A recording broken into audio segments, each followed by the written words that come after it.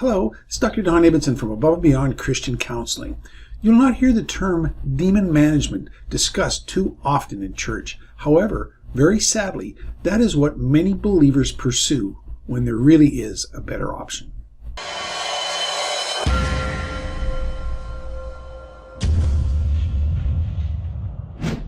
Christians who do not believe in deliverance ministry settle for a life that demands managing demons rather than being free from them. This is a sad situation. Victory can be grasped, but it's not secured because of a belief system that negates an essential facet of Jesus' present-day ministry. What is demon management? Let's consider an analogy. If you own a garden where weeds have overwhelmed your produce, what's the best option? You pull or kill the intruders. Weed management, if one were foolish enough to pursue this path, involves trimming them back as they creep close to the valued greenery.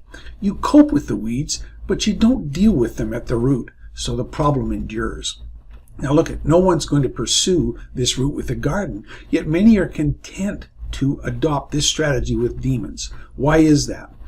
I believe it's out of ignorance or fear about the demonic realm. If one contends that deliverance ministry, which is the driving out of demons, is unnecessary for Christians, then that option dies on the vine. Some may believe, but cannot find qualified help, or they let fear keep them from moving ahead. Many just expect that battling and resisting the demons is the best attainable outcome. While this is an important element of our walk, James 4:7, it's not the only, nor is it the best path to victory. Many are binding and rebuking demons, and their total focus is external, rather than dealing with the indwelling aliens first. An analogy that I frequently use in teaching is that of a concerned homeowner standing outside of his home, shotgun in hand or handgun, AK-47, hatchet, pitchfork, or whatever weapon best suits your reality.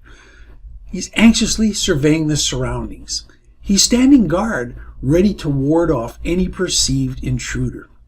What is the outcome, though, if the thief is already inside his house, inflicting damage and destruction?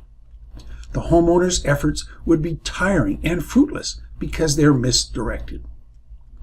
How do people try to control or manage demons?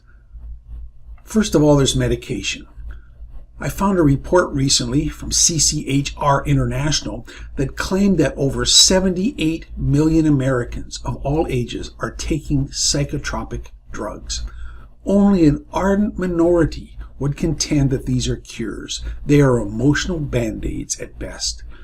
Prescription drugs may appear to be the preferred choice for non-believers, but many spirit-filled, Bible-believing Christ followers opt for the same path. Secondly, cope.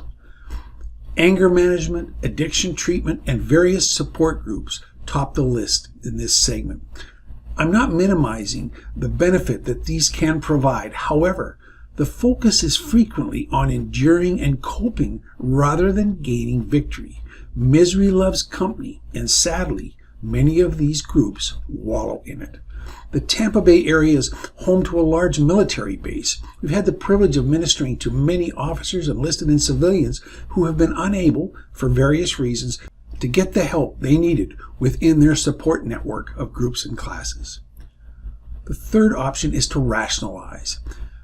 If one can be convinced that the issues are a function of upbringing, environment, or genealogy, for example, they give themselves a pass. This can lead to a sense of hopelessness and inevitability, which deadens a desire to seek change.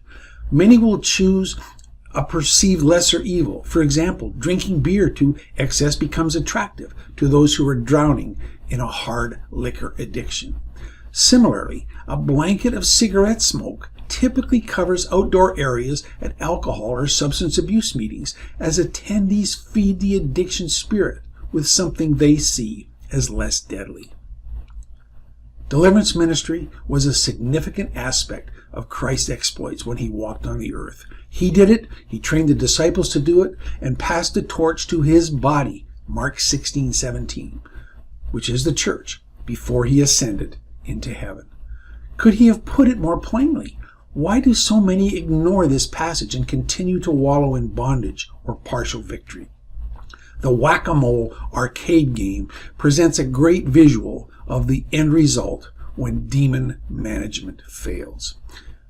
If you've been trying to trim the weeds in your own life and are not seeing lasting fruit, I encourage you to stir up your faith for Christ to set you free through the power of deliverance. Seek out a competent deliverance ministry where you live. What do you have to lose? If you cannot find one local to you, search the internet.